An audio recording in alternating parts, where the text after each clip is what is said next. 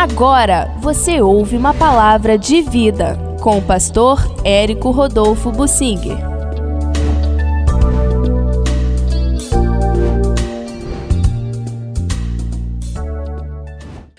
Nós chamamos de apóstolo. Na época, eles não davam muita importância a isso, a títulos na igreja.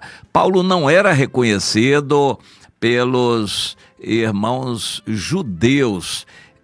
Os judeus rejeitavam Paulo, mas os irmãos judeus também não o aceitavam bem. Não conseguiam entender o evangelho que foi revelado para ele e para os gentios, o evangelho da graça. E Paulo, Deus fez com que ele se afastasse dos judeus para ele não contaminar o evangelho dele, o evangelho da graça, com as ideias judaizantes. Paulo era fraco como nós e ele diz na Epístola aos Gálatas que em nenhum momento ele se sujeitou às imposições dos judeus. Mas, na realidade, quando ele chega a Roma, no capítulo 21 de Atos, então, aliás, o capítulo 21, quando ele chega a Jerusalém, ele foi recebido meio friamente pelos líderes, embora tivesse levado uma grande oferta para ajudar a sanar a fome dos irmãos em Jerusalém, mas eles pressionaram Paulo dizendo que dezenas de milhares estavam sendo informados de que ele estava misturando o judaísmo com outras doutrinas e que ele precisava provar para os judeus que ele cumpria a lei. E ele se sujeitou a isso. E foi por isso que ele foi preso. Houve profecia para ele não ir a Jerusalém. Mas Deus usou a obstinação de Paulo, e isso é um outro assunto para a gente analisar em mais profundidade. Paulo não era super maravilhoso, super espiritual. E não é que ele tivesse também todas as profecias. Não tinha, não. Em muitas situações ele ficava confuso, aguardando a direção de Deus.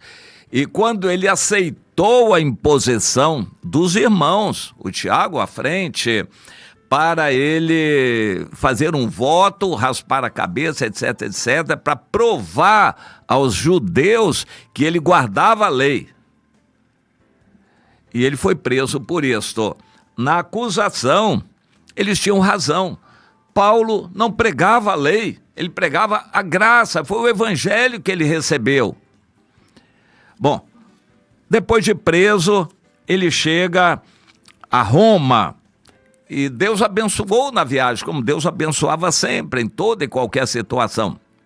Paulo teve um ministério itinerante, ele ficou em alguns lugares por algum tempo, 1 ano e meio, em Corinto, fortalecendo a igreja lá, depois 3 anos em Éfeso e por fim ele vai para Roma, onde ficou mais tempo. Ele ficou mais tempo preso do que certamente os 3 anos que ele passou em Éfeso. Paulo teve o maior ministério dele, mais amplo e abençoado ministério dele em Roma. A Igreja Católica oficialmente diz que Paulo foi o segundo Papa. O primeiro foi Pedro, Paulo foi o segundo em Roma.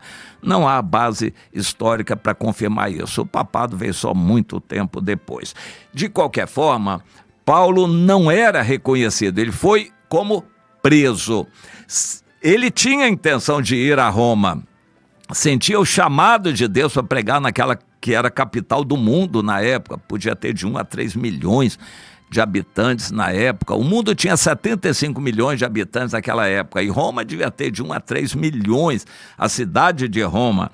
E ele ansiava por dar apoio à igreja que já havia.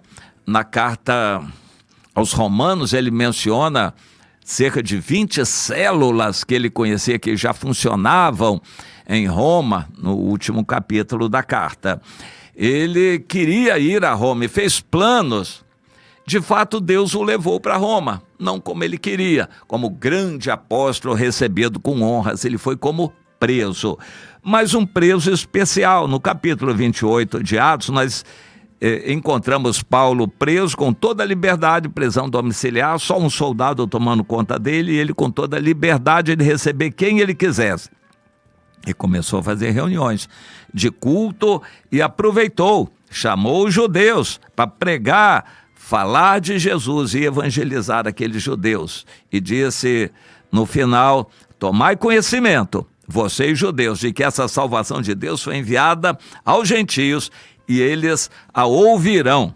Então, depois de evangelizar os judeus, ele se sentiu livre para atuar com os gentios. Foi o que ele fez. O texto diz que ele passou ali 2 anos naquela condição, na sua própria casa, pregando o reino de Deus e com toda intrepidez, sem impedimento algum, ensinava as coisas referentes ao Senhor Jesus.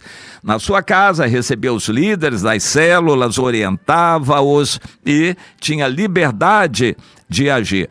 E depois desses 2 anos, bem, o livro de Atos termina aqui.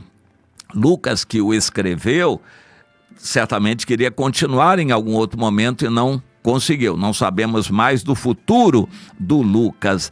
Depois desses 2 anos, muita coisa aconteceu. Ele continuou preso. Ele diz que na primeira audiência não teve bom resultado, provavelmente ele foi preso com mais rigor e, por fim, na prisão marmetina, talvez uma das piores lá de Roma, ele ficou mais isolado, escreveu a última carta, a segunda carta a Timóteo, e por fim ele foi degolado. Mas antes disso ele pôde dar assistência ao povo de Deus em Roma, a igreja cresceu muito e se expandiu.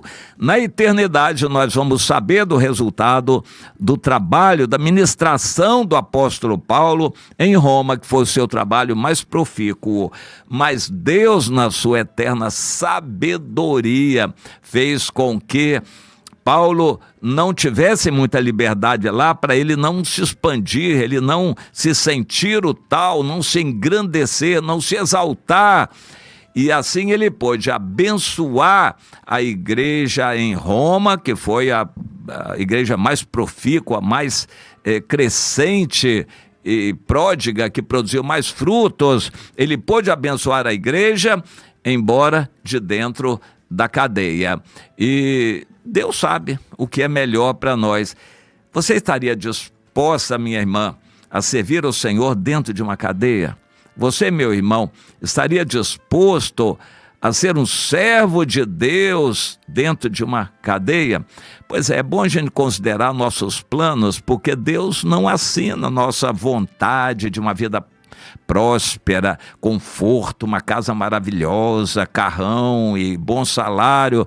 Não é isso que é plano de Deus, não. Às vezes Deus tem um futuro para você semelhante ao de Paulo. De dentro de um leito de hospital você vai estar abençoando muita gente. Será?